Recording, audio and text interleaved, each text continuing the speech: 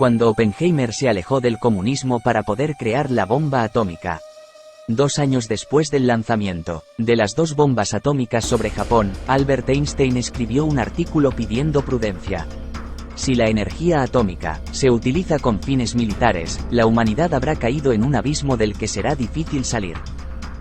Aseguró y añadió que era importante que ésta se utilizase solo con fines pacíficos y que se estableciera un control internacional. Había sido él el que en 1939 había avisado al presidente Roosevelt de que los nazis podrían estar fabricando una bomba atómica, y fue por aquella carta, justo cuando había empezado la Segunda Guerra Mundial, por la que se puso en marcha el conocido como Proyecto Manhattan. También fue Einstein el que aseguró, tras saber que Oppenheimer iba a ser el jefe del proyecto, que el problema es que dice amar algo que no lo ama el gobierno de Estados Unidos.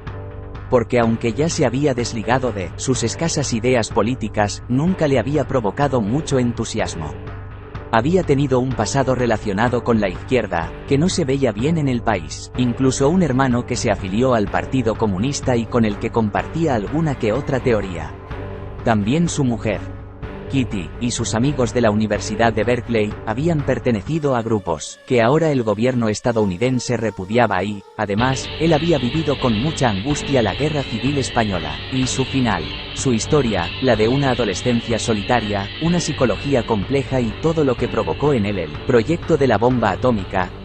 Julius Robert Oppenheimer nació en Nueva York en 1904.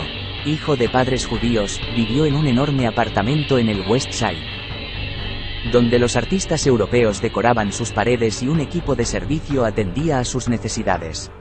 Su familia y sus amigos contaron que ya a la edad de 9 años, leía en griego y que se volvió algo antisocial porque los gustos de los niños de su edad no eran acordes a los suyos. Porque a él le gustaba buscar minerales por Central Park, y enviarlos al Club Mineralógico de Nueva York, con una carta en la que les explicaba su hallazgo. Escribía de tal manera que desde la institución lo confundieron con un adulto, y le invitaron a realizar una presentación con todo lo que había encontrado. A menudo se burlaban de él, y lo ridiculizaron por no ser como los demás, pero sus padres estaban convencidos de su genialidad.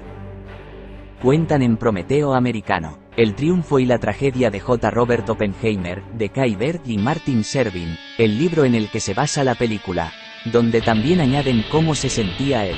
Recompensé la confianza de mis padres en mí desarrollando un ego desagradable, que estoy seguro debe haber ofendido tanto a los niños como a los adultos, que tuvieron la mala suerte de entrar en contacto conmigo. Oppenheimer, en 1923. Y su angustia, su incapacidad para relativizar ciertas cosas, y su falta de sociabilidad se incrementaron cuando llegó a la Universidad de Harvard para estudiar física, en el volumen que Alice Kimball y Charles Weiner editaron sobre sus cartas. Se lee en una de 1923. Trabajo y escribo innumerables tesis, notas, poemas, historias y basura. Produzco olores desagradables en 3 laboratorios diferentes.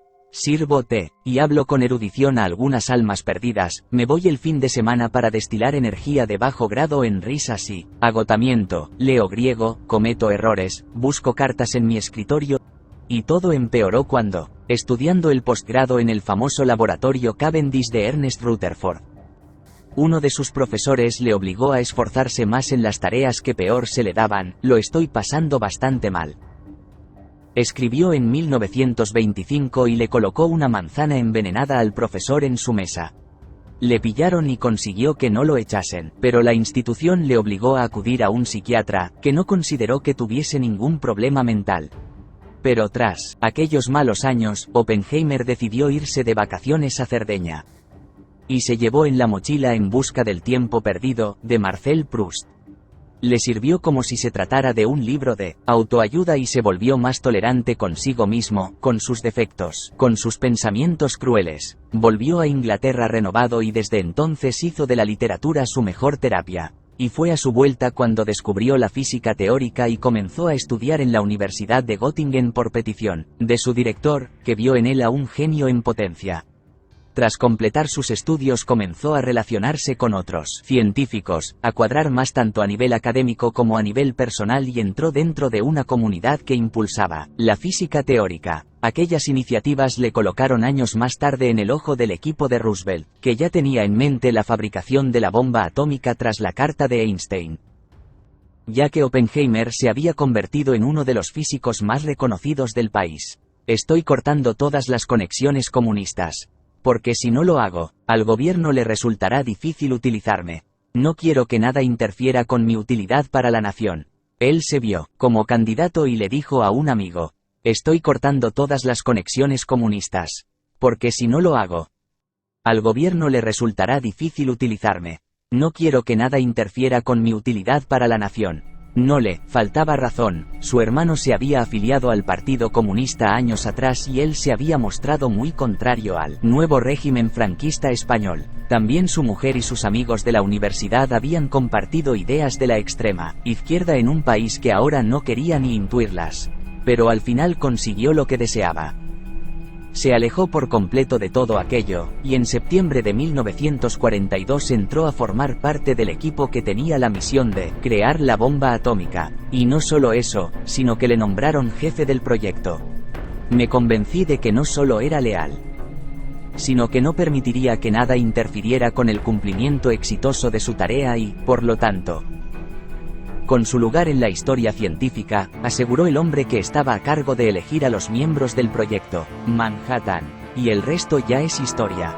Tras una primera prueba en un desierto mexicano, los japoneses fueron las víctimas de 2 bombas atómicas en 1945. Ambas se lanzaron bajo la supervisión de Oppenheimer, que años más tarde le diría al presidente Truman: siento que tengo sangre en las manos, a lo que él le contestó: la sangre está en mis manos.